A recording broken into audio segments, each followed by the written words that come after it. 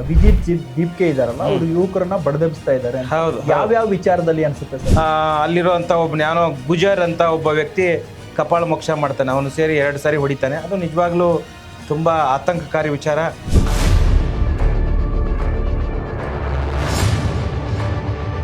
Cockroach party ರಾಜಕಾರಣಕ್ಕೆ ಬರೋ ಒಂದು ಮುನ್ಸೂಚನೆ ಕೊಡ್ತಾ ಇದೆಯಾ ಈಗಾಗಲೇ? ನಿಮ್ಗೆ ಅನ್ಸುತ್ತಾ ಹಂಗೆ? Cockroach Janata party political party ಆದ್ರೆ ನಾನು ಸಪೋರ್ಟ್ ಮಾಡೋದಿಲ್ಲ.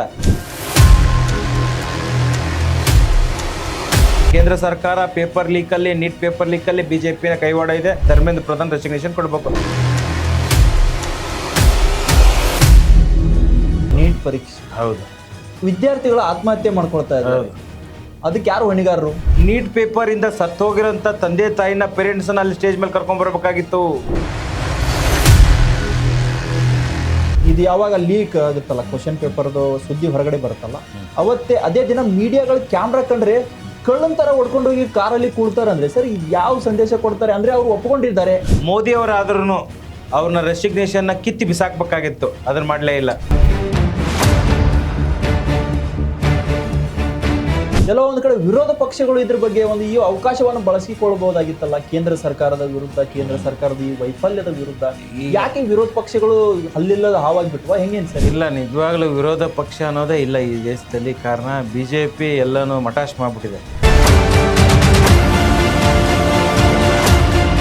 ಪ್ರಶ್ನೆ ಮಾಡಿದವರು ರಾಷ್ಟ್ರ ವಿರೋಧಿಗಳಾಗ್ತಾರೆ, ಪ್ರಶ್ನೆ ಮಾಡದವರು ರಾಷ್ಟ್ರೀಯವಾದಿಗಳಾಗ್ತಾರೆ. ಈ ರೀತಿಯಾಗಿ ಏನಾದರೂ ಡೆಫಿನೇಷನ್ ಇದೆಯಾ? ಬಿಜೆಪಿ ವಿರೋಧ ಮಾಡಿದ್ರೆ ಮಾತ್ರ ನೀವು ರಾಷ್ಟ್ರೀಯ ವಿರೋಧಿ.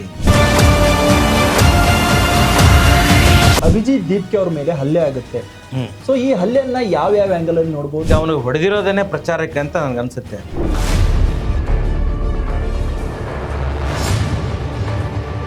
ಅಭಿಜಿತ್ ದೀಪ್ಕೆ ಎಲ್ಲ ಒಂದ್ ಕಡೆ ಇದ್ರದ್ದು ಲಾಭ ಪಡೆದು ಎಲ್ಲ ಒಂದ್ ಕಡೆ ರಾಜಕೀಯಕ್ಕೆ ಪ್ರವೇಶ ಮಾಡೋ ಪ್ಲಾನ್ ಅಲ್ಲಿ ಏನಾದ್ರು ಇರ್ಬೋದು ಅನ್ಸುತ್ತಾ? ಹೆಂಗೆ ಒಬ್ಬ ವ್ಯಕ್ತಿ ತನ್ನ ತೆವಲಿಗೋಸ್ಕರ, ತನ್ನ ರಾಜಕೀಯ ಭವಿಷ್ಯಕ್ಕೋಸ್ಕರ ಬಹಳಷ್ಟು ಯುವಕರ ಜೊತೆ ಆಟ ಆಡಿದ್ರೆ ನಿಜವಾಗ್ಲೂ ಕ್ಷಮಿಸಲ್ಲ ಜನ. ಹೆಚ್ಚಿನ ವಿಡಿಯೋಗಳಿಗೆ ಪ್ರತಿಧ್ವನಿ ಯೂಟ್ಯೂಬ್ ಚಾನೆಲ್ ಸಬ್ಸ್ಕ್ರೈಬ್ ಮಾಡಿ, ಬೆಲ್ ಐಕಾನ್ ಕ್ಲಿಕ್ ಮಾಡಿ.